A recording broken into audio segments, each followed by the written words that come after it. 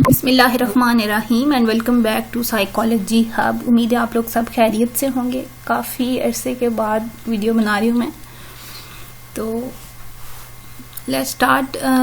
आज जो हमारा टॉपिक है वो है एक्टिव सिटीजनशिप को लेकर। काफ़ी लोगों के क्वेश्चंस आ रहे थे और मुझे इनबॉक्स में भी लोग कह रहे थे कि आप ऐसा करें कि आप या तो हमें फाइल शेयर कर दें और बाकी क्वेश्चंस हेल्प के लिए।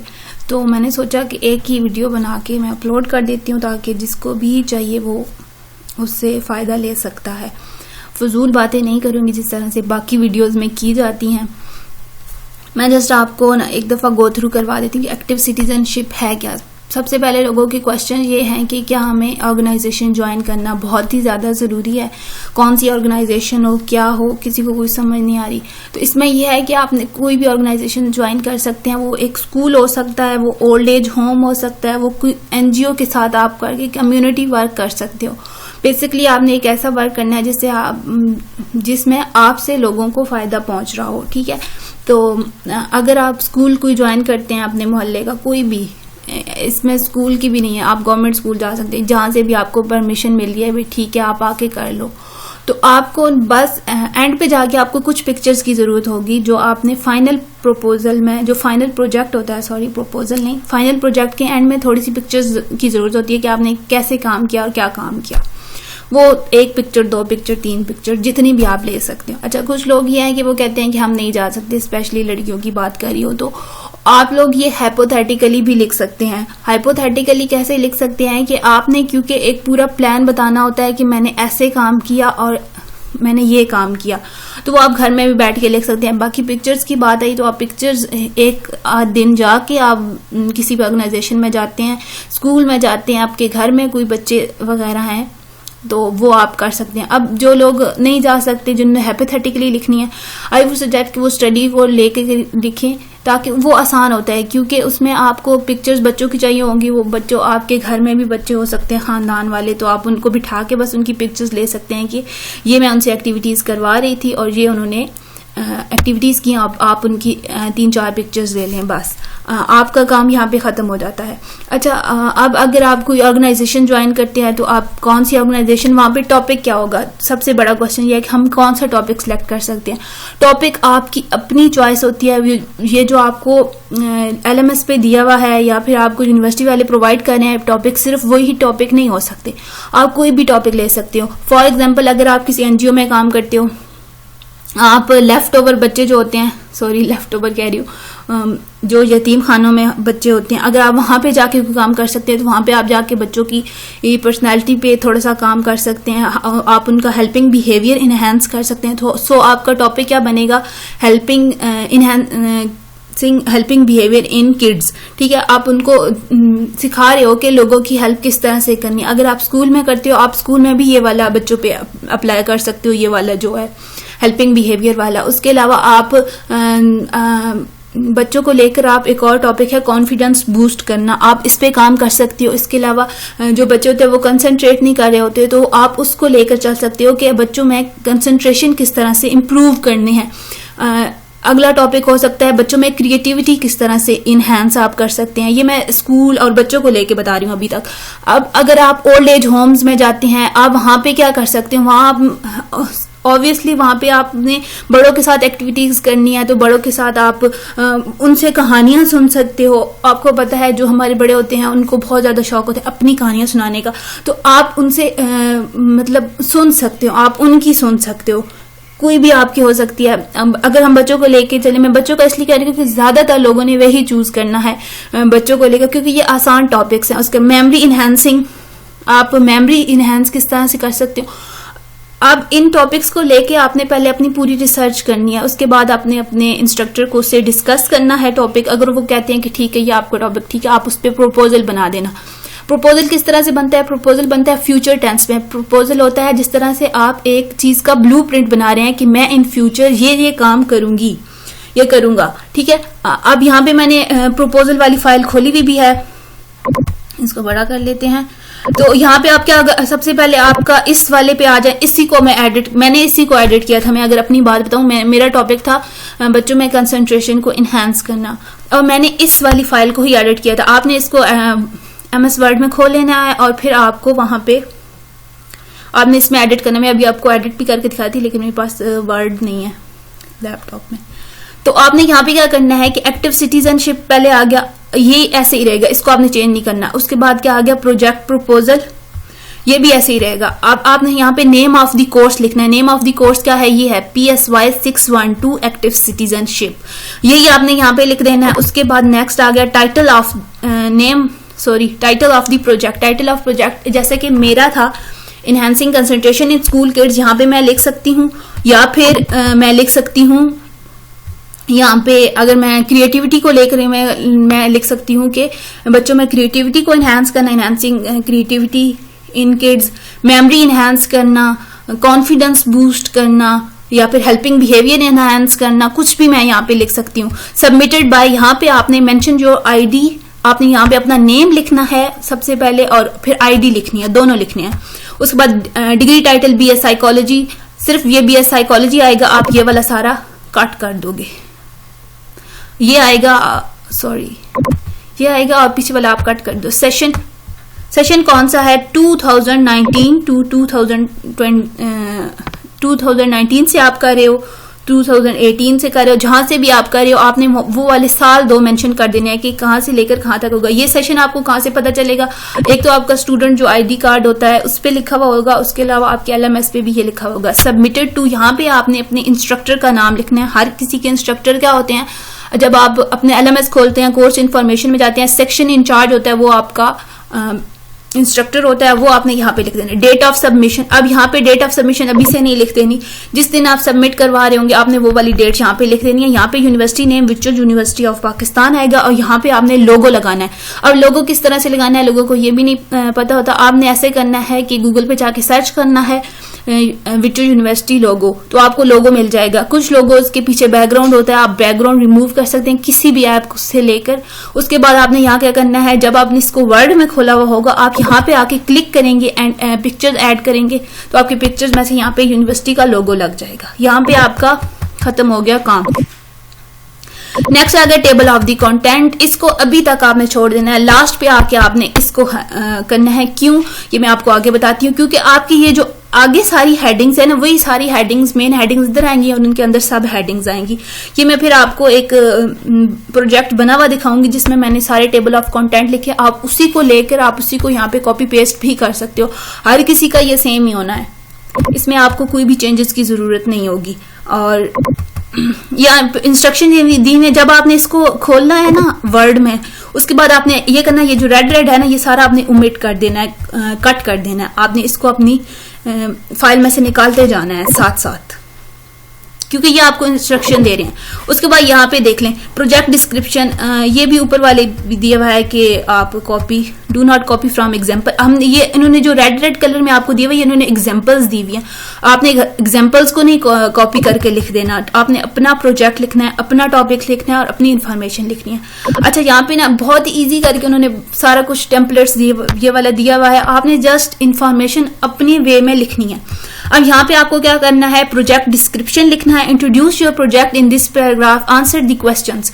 आपने इस पैराग्राफ में अपना प्रोजेक्ट डिस्क्रिप्शन लिखना है और जितने ये वाले क्वेश्चंस दिए हुए हैं इनके आंसर आपको होने चाहिए। आपने ऐसे पॉइंट्स में नहीं लिखने, आपने एक पैराग्राफ लिखना है, ठीक है।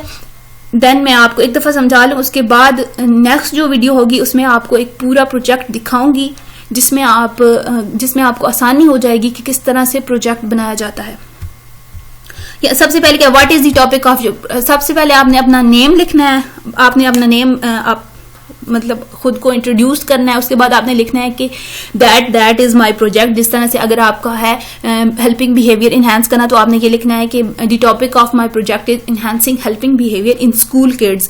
देन आपने विच ऑर्गेनाइजेशन और cause do you wish to work with. अच्छा, अब आपने ये लिखना है कि आप किस ऑर्गेनाइजेशन में काम करें और क्यों करें। मैं अपनी बात बताऊं तो मैंने गवर्नमेंट स्कूल में काम किया था, तो मैंने वहां पे रीजन क्या दी थी कि I have chosen government school of my area because मेरा टॉपिक था कंसंट्रेशन इनहैंस करना। तो मैंने यहाँ पे रीजन क्या दिया था कि मैंने इसलिए ये वाला टॉपिक चूज किया है क्योंकि जो गवर्नमेंट स्कूल के बच्चे होते हैं उन पे इतना तवज्जो नहीं देते, वहां पे तादाद बहुत ज्यादा होती है बच्चों की, तो टीचर जो है वो इतना ज्यादा वहां पे उनको टाइम नहीं, हर बच्चे को प्रॉपर टाइम नहीं देते, जिसकी वजह से वहां पे रट्टा सिस्टम जो होता है वो बहुत ज्यादा। अच्छा, ये मैं आपको उर्दू में बता रही हूँ क्योंकि आप लोग उर्दू में आसानी से समझ आएगी।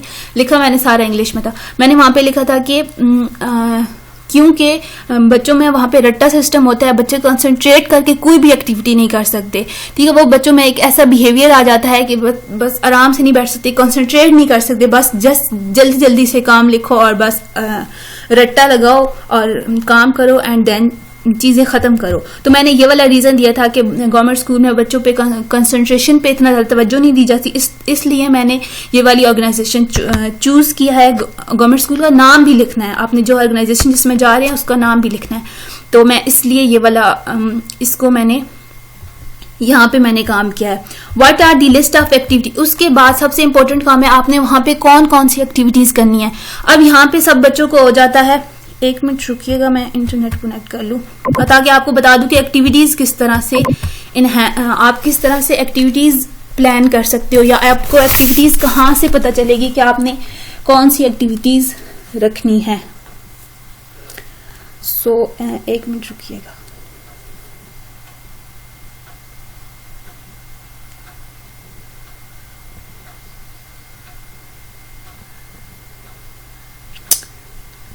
सॉरी मुझे पहले से ही कनेक्ट करके रखना चाहिए था इंटरनेट। अच्छा, तो यहाँ पे आ गया कि आपने अपनी कौन कौन सी एक्टिविटी है। अब यहाँ पे एग्जांपल पढ़े। For example, you might conduct interview with adults और do some art activities with children. बच्चों की आपको उन्होंने खुद ही बता दिया कि ज्यादातर आर्ट एक्टिविटीज होती हैं, क्योंकि बच्चे जो गेम्स होती हैं उससे बहुत ज्यादा आसानी से सीख लेते हैं। तो यहाँ पे इंटरनेट कनेक्ट हो गया है, तो हम चलते हैं।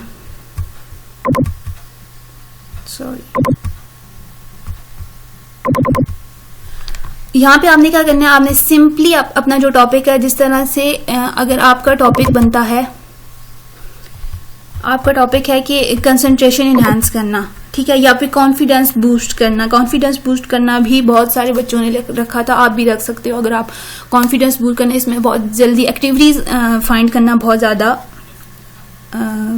आसान होता है।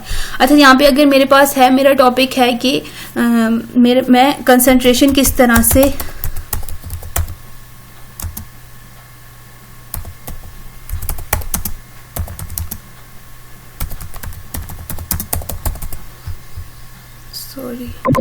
एक minute, how to boost concentration in school kids. ठीक है, आपने ये भी जाके जस्ट गूगल पे सर्च करना है। देखें, अब यहाँ पे इन्होंने आपको एक लेआउट दे दिया। आपने बहुत सारे आर्टिकल पढ़ने हैं, एक आर्टिकल पढ़ के आपने कभी भी अपनी एक्टिविटीज फाइनल नहीं करनी। मसला क्या होता है कि जब हम एक्टिविटीज अपने इंस्ट्रक्टर से डिस्कस करते हैं तो वो कहते हैं कि अच्छा आप इस एक्टिविटी में करेंगे क्या। देखिए, अब यहाँ पे आपके पास एक सिंपल दे दी गई है कि set aside a reasonable amount of time for your children to practice focusing on a specific task. कोई भी टास्क जब हम करते हैं तो बच्चों को एक टाइम लिमिट दे देनी है कि आपने इस लिमिट में काम करना ही करना है। तो इससे क्या होगा, बच्चों का सारा ध्यान उस टाइम पे होगा, उस टास्क पे होगा कि इतना टाइम रह गया, मेरा टास्क अभी इतना रहता है। तो इस तरह से चीजें होगी। Do one thing at A time, के दो चीजों में नहीं, दो कश्तियों में हमेशा कभी भी नहीं सवार होना, एक चीज को लेकर चलना है।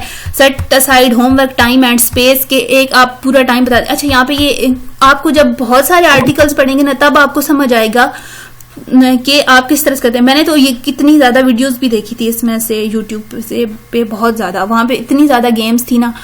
तो आप कोई भी ले सकते हो। यहाँ पे आप जितने आर्टिकल्स पढ़ोगे आपको इतना क्लियरिफाई होगा अपना टॉपिक, और आप इतनी आसानी से आप अपने प्रोजेक्ट में कर सकोगे, एक्सप्लेन कर सकते हो। अच्छा, यहाँ ऐसे जाके आप अपनी एक्टिविटीज सर्च कर सकते हैं। मेरी जो एक्टिविटीज थी 5, मिनिमम 5 होनी चाहिए। ताकि 5 इसलिए होनी चाहिए क्योंकि आपको जो फाइनल प्रोजेक्ट है उसमें आपको टेबल दिया जाता है। हर वीक का टेबल होता है, वीक में होते हैं 5 डेज। 5 डेज में आप 5 डेज या 4 डेज, जितने डेज भी आप काम करना चाहो ये आप पे डिपेंड करता है, पर 4 डेज से कम नहीं होना चाहिए, ये मैं आपको सजेस्ट करूंगी। ठीक है, उसके बाद क्या होता है, जो जब हम फाइनल रिपोर्ट को डिस्कस करेंगे, वहां पे लिखना शुरू करेंगे, तब आपको मैं अगेन से एक्सप्लेन कर दूंगी, क्योंकि वहां पे आपने हर डे को बताना होता है कि आपने इस डे में क्या किया और इस डे में क्या किया। तो ऐसे लेकर आप चल सकते हैं। अब यहाँ पे आप अपनी एक्टिविटीज लिखोगे कि ये वाली 5 एक्टिविटीज है जो कि मैं करने वाली हूँ रैंडमली। तो ऐसे डिटेल में नहीं लिखनी, ऐसे ही पैराग्राफ में आपने लिख देनी, क्योंकि नीचे आप देखें यहाँ पे आपकी पूरी एक्टिविटीज हैं। ठीक है, आपकी एक्टिविटीज यहाँ पे उन्होंने दी हुई हैं, तो इस इधर आपने इस पॉइंट्स में एक्टिविटीज लिखनी है। How will you divide the work equally between all group participant. अच्छा, अब यहाँ पे वो बताएंगे कि आपका प्लान क्या है, कि आप किस तरह से एक्टिविटीज को लेकर चलेंगे। अब यहाँ पे आप क्या लिख सकते हो, आप ये लिख सकते हो इस वाले क्वेश्चन के आंसर में। अब ये क्वेश्चंस के आंसर बना के नहीं लिखने, आपने ये सारे ऊपर से रिमूव कर देने हैं और एक पैराग्राफ की फॉर्म में लिखना है। ठीक है, ये बात उन्होंने आपको लेआउट दिया हुआ है कि किस तरह से लिखना है। अब यहाँ पे आप क्या लिखोगे कि मैं ऐसे करूंगा कि अगर आपके पास एक क्लास है, अगर आप एक क्लास को लेके चले हो, आप एक ग्रुप को लेके चले हो, तो आप ये करेंगे कि मैं उस क्लास में 3 ग्रुप्स बना दूंगी, group A, B and C, and then मैं एक दिन मैं ग्रुप ए पे एक्टिविटी से करवाऊंगी, एक दिन ग्रुप बी से और एक दिन ग्रुप सी से। What will be the cost associated with the project। अब आप यहाँ पे ये लिख सकते हो, ये आपकी मर्जी होती है, आप जरूरी नहीं है कि आपने जरूर लिखना है। अगर आपकी कॉस्ट नहीं हो रही, अगर आपका कोई सरमाया नहीं लग रहा, तो ऑब्वियसली आप यहाँ पे कुछ भी नहीं लिखोगे। यहाँ पे आप लिखोगे आपकी कॉस्ट क्या है। कॉस्ट क्या है, ऑब्वियसली अब अगर आपका दूर है ऑर्गेनाइजेशन तो आपको ट्रैवल करके जाना होगा, वो भी कॉस्ट उसमें आएगी। उसके अलावा आपकी एक और कॉस्ट आएगी कि आपने जो बच्चों के लिए मटेरियल लेना है, अगर आप क्रिएटिविटी को एनहांस कर रहे हो तो वहां पे आपको पेंटिंग, कलर्स और कलरिंग पेंसिल्स वगैरह ये सारी चीजें लेके जानी पड़ेंगी। तो आप वो सारी चीजों की कॉस्ट भी लिख सकते हो कि अच्छा ये मेरे पे cost I. How will you carry out the project. अब आप प्रोजेक्ट को किस तरह से कैरी आउट करोगे, आप यहाँ पे भी वो लिख सकते हो कि मैं ग्रुप्स बनाऊंगा और ग्रुप्स में मैं अपना प्रोजेक्ट वीकली में एक एक्टिविटी को प्लान करूंगा और पूरी क्लास से करवाऊंगा या करवाऊंगी। ये आपका इसलिए मैंने आपको बताया था, आप हाइपोथेटिकली भी लिख सकते हो अगर आपको राइटिंग आपकी बहुत क्रिएटिव राइटिंग आपकी अच्छी है तो। Next is activities. यहाँ पे आपने क्या करनी है कि I will plan these 5 activities, या यहाँ पे उन्होंने बताया हुआ है कि एटलीस्ट 5 एक्टिविटीज हो सकती हैं, 5 से ज्यादा भी आपकी अपनी मर्जी, अगर आप कर सकते हो। अगर आपके पास ज्यादा मटेरियल है, आपके पास ज्यादा टाइम है, तो आप करवा लो एक्टिविटीज। अब यहाँ पे देखिए उन्होंने ये ऑर्फनेज में गए हुए हैं, वही यतीम खाने में, तो आप यहाँ पे इन्होंने उस हिसाब से एक्टिविटीज की एग्जांपल्स दी हुई हैं। आपने ये नहीं लिखनी, ठीक है, आपने एग्जैक्ट एक्टिविटी लिखनी। जिस तरह से अगर मैं अपनी बताऊं कि मैंने लिया था कंसंट्रेशन इनहांस करने वाला, तो यहाँ पे मैंने सबसे पहले एक्टिविटी थी मेरे पास मैंने एक तो वो लिखी हुई थी गेम्स। मेरे पास बहुत सी गेम्स थी, जिस तरह से पिक्चर्स में से चीजें फाइंड करना, और वो मेरे पास पिक्चर्स भी सारी पड़ी हुई हैं, मैं आपके साथ वो भी शेयर कर दूंगी। और एक और गेम्स होती है सिम्स प्ले, मैंने वो करवाई थी बच्चों से, वो भी मैंने यहाँ पे लिखी थी। लेकिन आपने यहाँ पे अगर जिस तरह से एक मेरी एक गेम थी सीमन एक बंदा होता है जो कि दूसरों को इंस्ट्रक्शन देता है और दूसरों को जल्दी से उसको फॉलो करना होता है। अब ये एक ऐसी गेम है, अगर मैं यहाँ से सीमन्स प्ले लिख देती ना, सीमन सेज, तो यहाँ पे मेरे इंस्ट्रक्टर को नहीं समझ आनी थी कि ये क्या गेम है। इसलिए मैंने आगे ब्रैकेट में क्या लिखा, मैंने ब्रैकेट में लिख दिया था कि सीमन सेज में होता क्या है। इसमें क्या होता है कि एक जो होता है, एक बंदा होता है, एक बच्चा होता है जिसको हम सीमन कहते हैं। तो उसने क्या करना होता है, वो मैं आपको सीमन से की जब मैं फाइनल प्रोजेक्ट की वीडियो बनाऊंगी उसके अंदर मैं आपको उसकी पिक्चर्स भी दिखा दूंगी कि वो किस तरह से बच्चों को, उसके अंदर 3 या 4 बच्चे होते हैं, कोई भी आप एक अगर आपका एक ग्रुप 7-8 बच्चों का है तो एक बच्चा सीमन बनेगा और वो इस तरह से इंस्ट्रक्शन देता है, सीमन से स्टैंड अप, तो सारे बच्चे खड़े हो जाते हैं। उसमें कुछ रूल्स होते हैं कि अगर आपकी गेम इस तरह से नहीं है कि मैं सीमन हूं, तो अगर मैं ये कहती हूँ कि स्टैंड अप, तो बच्चे नहीं खड़े होंगे। क्यों? क्योंकि मैंने गेम के रूल नहीं फॉलो किए। गेम के रूल्स में ये है कि मुझे ये कहना है कि Simon says stand up, Simon said jump, Simon says this and that, ठीक है। ये मैं आपको गेम्स सिखा रही हूँ। तो इस तरह से गेम्स है, ये सारी गेम्स। अब मुझे कैसे पता चली, मैंने सारी इंटरनेट पे सर्च की थी। इस तरह से गूगल पे जाके आप कुछ भी सर्च करोगे आपको बहुत मटेरियल मिलेगा। तो आपने इस तरह से जो भी गेम्स आप करें, एक मैंने ये सीमन सेज वाली रखी थी, एक मैंने लिखी थी सुडोको, बहुत से बच्चों को आती भी होगी वो गेम, जिसमें आप नंबर्स के साथ लिखते हैं। तो एक मेरी गेम थी हिडन थिंग्स को फाइंड करना पिक्चर्स में से। एक मेरी गेम थी वो जो वर्ड पजल होता है, बचपन में हम खेला करते थे, वो सारी कंसंट्रेशन इनहांस करने वाली गेम्स थी। उसके बाद मेरी एक कलरिंग एक्टिविटीज थी, मैंने बहुत ही कम्प्लेक्स किस्म की पिक्चर्स प्रिंट आउट करवाई थी और मैंने जाके बच्चों को दी थी कि आप इनमें कलर करो। और फिर मैंने कलरिंग की एक रूल्स भी बना के दिए थे कि इस जगह पे ये वाला कलर होना चाहिए। वो फिर बच्चे कंसंट्रेट करके और ध्यान से वो वाले कलर्स करते थे। तो वो भी मैं आपको पिक्चर्स बाद में दिखा दूंगी कि वो किस तरह की मैंने पिक्चर्स इंटरनेट से ही डाउनलोड की थी, उनकी प्रिंट आउट निकाले थे और फिर मैंने जाके वो बच्चों से करवाए थे। तो इस तरह से आप एक्टिविटीज प्लान कर सकते। अगर आप यहाँ पे अगर आपकी कॉन्फिडेंस बिल्डिंग वाली आ जाती है तो आप वहां पे लिख सकते हो कि बच्चों को ये सिखाना कि सेल्फ एक्सेप्टेंस सिखाना, खुद के बारे में माई सेल्फ पे ऐसे लिखवाना। ये भी क्या होता है कि उससे बच्चों को अपनी खूबियां जानने में मदद मिलती है। उसके अलावा बच्चों को ये कहना है कि आप 5 बैड थिंग्स और 5 गुड थिंग्स अपने बारे में लिखो, ताकि उनका कॉन्फिडेंस हो कि इट्स नॉर्मल कि हम में बैड भी थिंग्स होती हैं और गुड भी थिंग्स होती हैं। इसके अलावा एक और क्या हो सकता है, आप उनसे स्पीच करवा सकते हो, कॉन्फिडेंस आएगा। अगर आप किसी स्कूल में टीचिंग वगैरह कर रहे हो तो ये आपके लिए बहुत आसान एक्टिविटीज हो जाएंगी। उसके बाद general routine, minor daily task. Obviously जब आप किसी ऑर्गेनाइजेशन में जाओगे तो सिर्फ आपने अपना काम तो नहीं करना है। जिस तरह से अगर मैं गवर्नमेंट स्कूल में गई थी, मैं वॉलंटियर वर्क कर रही थी, वहां पे मुझे कोई पे वे नहीं कर रहे थे वो, लेकिन फिर भी वहां पे क्या था कि मुझे क्लासेस लेनी थी। मैंने 6, 7 और 5th की कुछ क्लासेस थी जो मैं रेगुलरली वो लेती थी। 3 या 4 क्लासेस होती थी, तो वो मुझे लेनी होती थी। अगर कोई टीचर्स मिसिंग होती थी, अगर कोई टीचर छुट्टी पे होती थी तो मैं उनकी क्लास भी मैं हैंडल करती थी और मैं बच्चों को पढ़ाती थी। इस तरह से आप क्या होता है कि बच्चों के साथ आपका एक रैपिड भी बिल्ड हो जाती है, फिर आप आसानी से वो गेम्स आप के साथ बिहेव करते हैं, ठीक है। तो आपने ये लिखना है कि जब मैं जनरल रूटीन में कि आप वहां जाके डेली करते क्या हो, तो आपने ये लिखना है कि सबसे पहले मैं जाती हूँ, उसके बाद मैं बच्चों के साथ टाइम स्पेंड करती हूँ, बच्चों के साथ कुछ अच्छी बातें शेयर करती हूँ। उसके अलावा ऑर्गेनाइजेशन की तरफ से मुझे इतने मतलब ये एक्टिविटीज मुझे करने के लिए कही गई हैं। तो मैं इस तरह से मुझे क्लासेस लेनी होती थी 3 या 4, जितनी भी। अगर कोई टीचर नहीं अवेलेबल होता था तो फिर ज्यादा क्लासेस हो जाती थी, तो वो भी मुझे साथ लेके चलनी होती। उसके बाद जब गेम पीरियड होता था या ब्रेक होती थी बच्चों से, तो तब मैं अपने बच्चों से एक्टिविटी करवाती। तो ये जनरल रूटीन हो गई। उसके बाद क्या है, प्रोजेक्ट एग्जीक्यूशन। यहाँ पे आपने क्या करना है कि आपने किस तरह से लिखा है, how will you schedule each day, और ईच डे में आपने क्या करना है, सेम वही चीजें आपने यहाँ पे लिखनी है कि यहाँ पे देखे ना, यहाँ पे इन्होंने लिखा हुआ है time management will be insured के मैं यहाँ पे आप ऐसे करना है, इसी को उठाना है और इसी को आपने लेकर अगेन से कॉपी पेस्ट कर देना। मैं आपको बाद में फिगर आउट कि मुझे मिल जाए मेरा अपना जो था प्रोजेक्ट प्रपोजल, तो वो मैं आपको एक दफा दिखा दूंगी ताकि आपको आसानी हो जाए कि ये किस तरह से लिखनी है।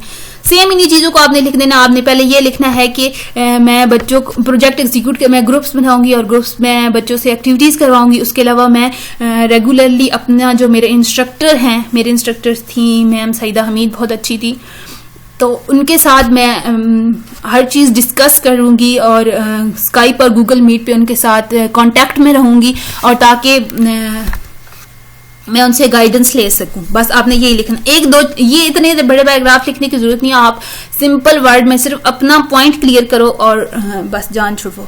रैशनल क्या होता है, इसमें आपने क्या होता है कि रीजन क्या है आपका स्पेसिफिक टॉपिक और स्पेसिफिक चीज को सिलेक्ट करने का। अब ऑब्वियसली मैंने तो आपको अपना रीजन बता दिया कि गवर्नमेंट स्कूल मैंने लिया था, वहां पे बच्चों के साथ कंसंट्रेशन नहीं करते, तो वही चीजें मैंने यहाँ पे लिख दी कि मैं इसलिए मेरा प्रोजेक्ट एग्जीक्यूशन का प्रॉब्लम ये है और इससे बच्चों को ये फायदा होगा कि वो उनको कंसंट्रेट करना आएगा, वो गेम्स में बहुत कुछ सीखेंगे कि किस तरह से एक्टिवली क्लास पार्टिसिपेशन की जाती है और एक्टिवली क्लास में आप अटेंटिव होके बैठते हो और अपनी टीचर को सुनते हो, अपने फ्रेंड्स को सुनते हो कि वो क्या चीजें कर रहे हैं, ठीक है, तो ये आपकी रैशनल होगा। Also include the reason of choosing this topic, वही बात है जो हम ऊपर लिख के आए हैं वही आपने अगेन से लिख देना। काफी चीजें आपकी प्रोजेक्ट प्रपोजल वाली आगे जाके आपके फाइनल प्रोजेक्ट में भी आपकी रिपीट होंगी, तो आपने ऐसा नहीं करना कि प्रपोजल फिर घुमा देना है, प्रपोजल रखी रखना है, फिर यहाँ से चीजें आप वहाँ पे कॉपी पेस्ट भी कर सकते हो। ठीक है, उसके बाद describe your current level of knowledge and skill and how this project will enrich them, यानी आपने ये लिखना है कि अभी ऑब्वियसली मैंने ये लिखा था कि एज अ साइकोलॉजी स्टूडेंट मेरे लिए ये एक बहुत अच्छी अपॉर्चुनिटी थी, क्योंकि अगर मैं आगे जाके टीचिंग प्रोफेशन साइकोलॉजी में लेती हूँ तो एक मेरे पास एक एक्सपीरियंस होगा 2 मंथ का या 3 मंथ का, जितना भी मैं गई हूँ, कि मेरे पास एक एक्सपीरियंस आ जाएगा टीचिंग का, किस तरह से क्लास को हैंडल करते हैं, किस तरह से डिसिप्लिन मेंटेन करके रखते हैं, किस तरह से पंक्चुअल होते हैं एक क्लास में, और किस तरह से क्लास के एनवायरनमेंट को अच्छा रखते हैं। तो ये आपका रैशनल होगा। बेनिफिट फॉर द कम्युनिटी के आप ये प्रोजेक्ट कर रहे हो तो इससे कम्युनिटी को क्या फायदा होगा। अब मैंने यहाँ पे क्या लिखा कि स्टूडेंट्स जो हैं वो फ्यूचर होते हैं हमारी कम्युनिटी का, तो ऑब्वियसली अगर वो इस लेवल पे जाके कंसंट्रेट करना और अच्छे से अपनी चीज़ों को समझना नहीं शुरू करेंगे तो वो जब हायर क्लासेस में जाते हैं तो उनके लिए प्रॉब्लम होती है आगे जाके, तो ऑब्वियसली आपका कोर्स भी टफ होता जाता है। तो इस लेवल पे आपको छोटे बच्चों को कंसंट्रेट करना सिखाना चाहिए। क्योंकि उन्होंने जाके आगे हमारी कौम को संभालना है। ये वो जो भी आप लिखो अपनी मर्जी है, जितना मर्जी एलैबोरेट कर सकते हो, जितना मर्जी बड़ा लिख सकते हो। बेनिफिट फॉर द इंडिविजुअल के एक बच्चे के लिए वो कैसे फायदा होगा। ऑब्वियसली जब एक बच्चा होगा वो कंसंट्रेट नहीं कर रहा तो वो अपनी क्लास में बेटर परफॉर्म नहीं कर रहा, ठीक है, तो उस बच्चे के लिए ये फायदेमंद होगा कि उसको अभी से कंसंट्रेट करना और चीजों को इन डेप्थ में देखना आ जाएगा। Reason why you choose this project for a particular population. अब यहाँ पे ये क्या रीजन था कि आपने क्यों एक इसी कम्युनिटी को लेकर आपने ये प्रोजेक्ट किया। मैंने अब क्यों लिखा है भाई, मैं वही रीजन जो मैं ऊपर भी 3 से 4 दफा दे चुकी हूँ कि मैंने इसलिए गवर्नमेंट स्कूल के बच्चों को चूज किया क्योंकि वहां के टीचर्स इतना ज्यादा इन चीजों पे और गेम्स वगैरह पे नहीं देते, मतलब तवज्जो नहीं देते। और गवर्नमेंट स्कूल में ज्यादातर बच्चे ऐसी इन्वायरमेंट से आ रहे होते हैं जहाँ पे पेरेंट्स भी इतना ज्यादा कंसंट्रेट नहीं करते बच्चों पे, और बच्चों की स्कूल एक्टिविटीज को भी नहीं इतना ध्यान से देखते। ऑब्वियसली जब प्राइवेट स्कूल्स होते हैं वहां पे फी पे कर रहे होते हैं पेरेंट्स, तो उनके लिए क्या होता है कि वो उन चीजों को ज्यादा ध्यान से देखते हैं, वो स्कूल एक्टिविटीज पे ज्यादा कंसंट्रेट करते। ऑब्वियसली वो पे कर रहे होते हैं मंथली। अब गवर्नमेंट स्कूल में तो फीस ही नहीं होती, तो वो लेट इट गो चीजों को कर देते हैं। तो इसलिए मैंने ये वाली पॉपुलेशन को चूज किया ताकि बच्चों को कुछ तो फायदा हो जितना अरसा मैं वहां पे काम करूं। How is it beneficial for you. अब मेरे लिए क्या है एज अ साइकोलॉजी स्टूडेंट। अब यहाँ देखें इन्होंने जो एग्जाम्पल दी मैंने भी सेम इसी तरह मैंने कहा कि मैं एक BA साइकोलॉजी स्टूडेंट हूँ, मेरा 7th सेमेस्टर चल रहा है या 8th सेमेस्टर चल रहा है, जिसमें भी आप कर रहे हो, मेरा 8th सेमेस्टर चल रहा है। I do feel the passion for working for the children, और मुझे टीचिंग में बड़ा इंटरेस्ट है, इसलिए मैंने जाके यहाँ पे ये वाला प्रोजेक्ट किया ताकि मैं मेरे पास एक इन हैंड एक्सपीरियंस आ जाए। और मेरे पास लैक ऑफ एक्सपीरियंस था और अब मेरे पास एक्सपीरियंस आ जाएगा जब मैं वहां पे जाके काम करूँ। वन मोर इम्पोर्टेंट थिंग कि आपने जो प्रपोजल लिखना है वो फ्यूचर टेंस में लिखना है। अभी आपने प्रोजेक्ट इम्प्लीमेंट नहीं किया, आप ये बता रहे हो अपने इंस्ट्रक्टर को ऐसे ऐसे जाके मैं करूंगी, ठीक है, तो आपने ऐसे करना है। सारे प्रपोजल को आपने फ्यूचर टेंस में लिखना है कि इन फ्यूचर मैं ये करूंगी। एक्सपेक्टेड आउटकम्स कि जब आप एक स्पेसिफिक टॉपिक को लेके एक्टिविटीज करवाओगे तो उसके आउटकम्स क्या होंगे। ये एक बहुत ही इंपॉर्टेंट है कि यहाँ पे आप वही लिख सकते हो कि बच्चे जो हैं वो, मैंने क्या लिखा था कि बच्चे कौम का मुस्तकबिल हैं। उर्दू में नहीं लिखा था, मैंने इंग्लिश में लिखा था, समझाने के लिए मैं सारा उर्दू में एक्सप्लेन कर रही हूँ। बच्चे कौम का मुस्तकबिल हैं और वो एक्सपेक्टेड आउटकम्स ये होंगे कि अगर वो बच्चे कंसंट्रेट करना सीख जाएंगे और गेम्स में वो अच्छी चीज़ें सीख जाते हैं तो ऑब्वियसली वो आगे लेके हमारी कम्युनिटी को बहुत आगे तक जाएंगे और ये हमारा फ्यूचर है। बस ये आपने लिख देना थोड़ा बहुत। एंड नीचे आ गया approval of the institute, approval of the lecturer, यहाँ पे आपको साइन वाइन कराने की जरूरत नहीं है, आपने बस ये वाला जो रेड पहले ही आपको बता दिया, आपने ये सारा साथ में रिमूव करते जाना है। ये आपको जैसे उन्होंने इंस्ट्रक्शंस दी हुई हैं, ये सारा साथ साथ रिमूव करते जाना है जैसे जैसे आप आगे बढ़ते जाएंगे ना। उसके बाद पीछे आ जाएं जहां पे आपके पास आगे ये जितने जो है ना, ये एक्सपेक्टेड आउटकम्स 3 लिखा हुआ है, ये जितनी बड़ी हेडिंग्स है आपने इन्हीं सारी को लेके, यहाँ पे आपने कुछ नहीं करना, ये दोनों बस इस तरह से पड़े रहेंगे। अप्रूवल ऑफ इंस्टीट्यूट भी, अप्रूवल ऑफ लेक्चरर, आपने इनको छेड़ना भी नहीं है, ठीक है। आपने ये करना, ये जो है एक्सपेक्टेड आउटकम, ये आपकी एक मेन हेडिंग है, रैशनल आपकी एक मेन हेडिंग है, और ये आपकी एक मेन हेडिंग है प्रोजेक्ट डिस्क्रिप्शन। ये आपने इन मेन हेडिंग्स में लिखना है, ठीक है। ये जो मेन हेडिंग्स वाले टेबल ऑफ कंटेंट बना हुआ है, और इसके अंदर सब हेडिंग में वो जो आपके जितने हैं expected outcome, benefit of the outcome, वो मैं आपको एक दिखा दूंगी टेबल ऑफ कंटेंट। बेशक वो आप लोग कॉपी पेस्ट भी कर लेना, नेक्स्ट वीडियो में वो सब होगा। अभी आई थिंक आपको क्लियर तो हो गया होगा कि ऑर्गेनाइजेशन क्या ज्वाइन करनी है और वहां पे जाके करना क्या है, वहां पे आपने और प्रपोजल किस तरह से लिखना है, ये सारा आप लिखोगे। होप सो आपको क्लियर हो गया होगा। अगर क्लियर हो गया है तो कमेंट सेक्शन में थोड़ा सा बता दीजिएगा कि अगर मजीद आपको नेक्स्ट वीडियो में कौन कौन से क्वेश्चंस के आंसर चाहिए, और ये सारा आप मुझे बता दीजिएगा ताकि मैं कोशिश करूंगी कि सारे क्वेश्चंस के आंसर को दे सकूं। सो टिल देन अल्लाह।